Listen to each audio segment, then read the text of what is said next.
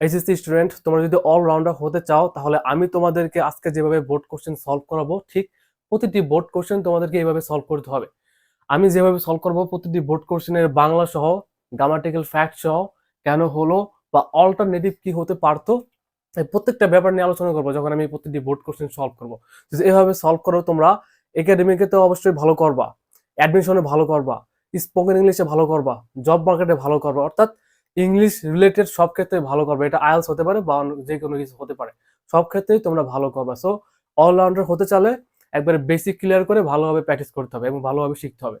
So আজকে আমি আলোচনা করতে যাচ্ছি কুমিল্লা বোর্ড মেবি 2019, হ্যাঁ, রাইট ফর্মস অফ ভার্ব। হ্যাঁ, রাইট ফর্ম অফ ভার্ব নিয়ে আলোচনা করতে যাচ্ছি।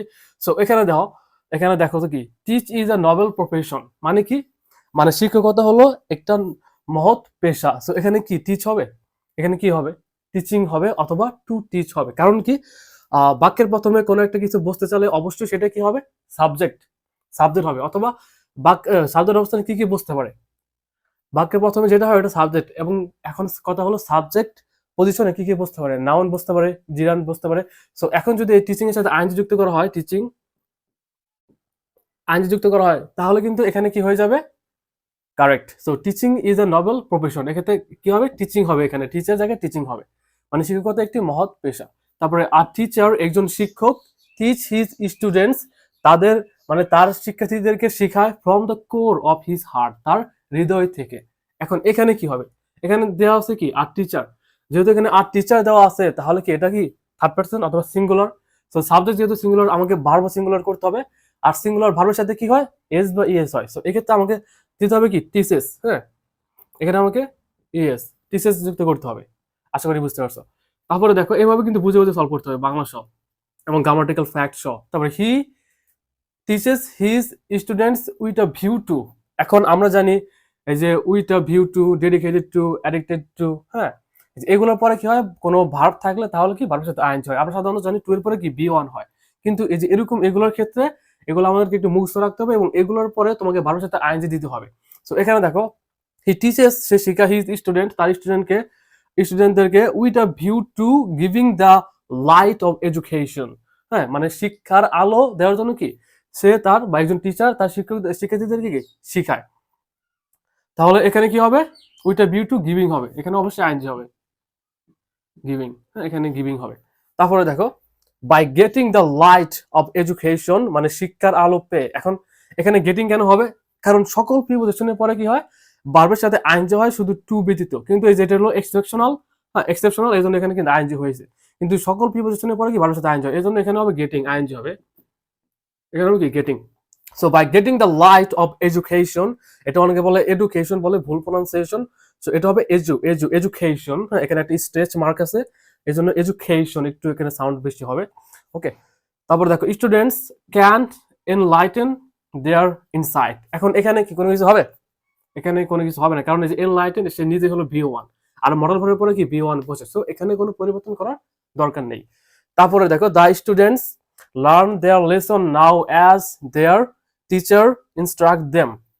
তো এখানে কি হবে, দেখো the student learn their lessons now as their teacher instruct them.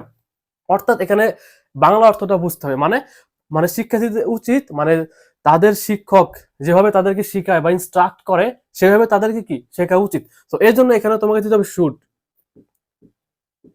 তো এখানে কিন্তু বুঝার ব্যাপার যে আসলে বাংলা অর্থটা কেমন হতে পারে। ওকে, এজন্য এখানে শুড হবে। তারপরে এখানে কি আছে, অ্যাজ দেয়ার টিচার্স, এখানে টিচার্স কিন্তু এস লাস্টে কি প্লুরাল। তো এই জন্য তোমাকে এখানে আর কোনো কিছু পরিবর্তন করতে হবে না, ইনস্ট্রাক্ট আছে, ইনস্ট্রাক্ট হবে। যদি এখানে একজন টিচার থাকতো তাহলে ইনস্ট্রাক্টের সাথে কি এস হতো। তারপরে দেখো বাট দ্য স্টুডেন্ট, তারপরে এখানে দেখো বাট দ্য স্টুডেন্টস মানে স্টুডেন্টরা নাও ডেজ মানে এখন act as if, act as though, এখানে দেখো অ্যাজ দো আছে অথবা অ্যাজ ইফ। আমরা জানি অ্যাজ দো অথবা অ্যাজ ইফ থাকলে কি হয়, এক পাশে প্রেজেন্ট টেন্স, বুঝতে পারছো। এখানে যে প্রেজেন্ট টেন্স অ্যাক্ট, এখানে কিন্তু act V one present tense, এখানে কিন্তু অ্যাক্টেড না।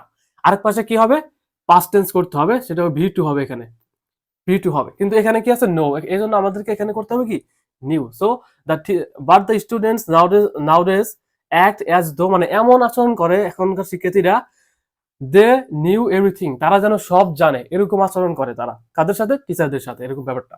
তারপরে দেখো, সো এখান থেকে কি হবে, এক্ষেত্রে কিন্তু ই হবে, নিউ হবে, কিন্তু নো থেকে কিন্তু নিউ, নো হলো কিন্তু এই নো হলো VO1, আর এটা কি, এটা হলো V2। এই যে এই জন্য ভাববে V1 V2 V3 তোমাকে ভালো একটা আইডিয়া থাকতে হবে। তারপর দেখো দে আর নট, এখানে কি আছে, pay heed to their teachers' advice, মানে কি তারা তাদের মানে শিক্ষকদের কথা কি শুনতেছে না, বা তাদের অ্যাডভাইস এর দিকে কি তারা কর্ণপাত করতেছে না, বা মনোযোগ দিয়ে কি শুনতেছে না, এরকম ব্যাপারটা। সো এখানে দেখো আর নট, আমরা জানি এম ইজ আর, এগুলোর পরে ভার্বের সাথে কি এনজয়, মানে কি প্রেজেন্ট কন্টিনিউয়াস টেন্সে। সো এই জন্য হবে কি এখানে পেইং হবে, পে থেকে কি হবে, যে পেইং মানে দে আর নট পেইং হিট, এই পেইং হিট মানে পে হিট মানে কি কর্ণপাত করা বা শোনা, হ্যাঁ, কিন্তু তারা কি শুনতেছে না, আর নট মানে কি শুনতেছে না টিচারদের কি অ্যাডভাইস। তারপরে দেখো but the students must be careful in their lessons lest they, এখানে কি হবে বলতো, fail to secure a good mark, তারা যাতে কি একটি ভালো একটি মার্ক পাতে মানে যেন পায়, বা পেতে যেন কি ফেল না করে, মানে ব্যর্থ যাতে না হয়। এখন আমরা জানি কি এই লেটস, দেখো কালার করে দিয়েছি তোমাদের জন্য এখানে, এই লেটস থাকলে কি হয়, কি হয়, মাইট, হ্যাঁ, মানে শুড অথবা কি মাইট হয়, শুড অথবা মাইট হয়। সো এই জন্য তোমাদেরকে এখানে দিতে হবে they should fail in the exam অথবা they might fail in the exam. So এখানে কিন্তু দুইটা অ্যান্সার কারেক্ট, এখানে শুরু দিতে পারো, শুরু দিতে পারো, আবার মাইটও দিতে পারো, মাইট। সো যাতে না, লেটস মানে কি যাতে না, দে শুড অথবা might fail to secure good marks, এখানে কি ফেল, এখানে আছে সিকিউর গুড মার্ক, ফেল কিন্তু এখানে নাই, আমি এটা বললাম, সরি এখানে, হ্যাঁ এখানে ফেল, যাতে তারা ভালো একটা মার্ক পেতে কি হয় ব্যর্থ না হয়। সো এরকম অর্থে তোমরা যে এভাবে প্রত্যেকটা বোর্ড কোশ্চেন সলভ করো, এভাবে প্রত্যেকটা বোর্ড কোশ্চেন সলভ করলে তোমরা দেখা যায় মানে সলভ করে মজা পাবা, প্লাস তোমাদের সব দিক থেকে ইংলিশটা কি কভার হয়ে যাবে, স্পোকেন ইংলিশ বলো, একাডেমিক ইংলিশ বলো, হ্যাঁ রাইটিং, গ্রামার, ট্রান্সলেশন, মানে সব দিক থেকে তোমরা বেনিফিটেড হবে। সো আজকে থেকে তোমরা এভাবে প্রত্যেকটা বোর্ড কোশ্চেন সলভ করবা। আর তোমাদের কোনো হেল্প লাগলে আর যদি এরকম ভিডিও চাও আমাকে কমেন্টে জানাবা, আমি তোমাদের জন্য এরকম ভিডিও প্রত্যেক দিনই বানাবো।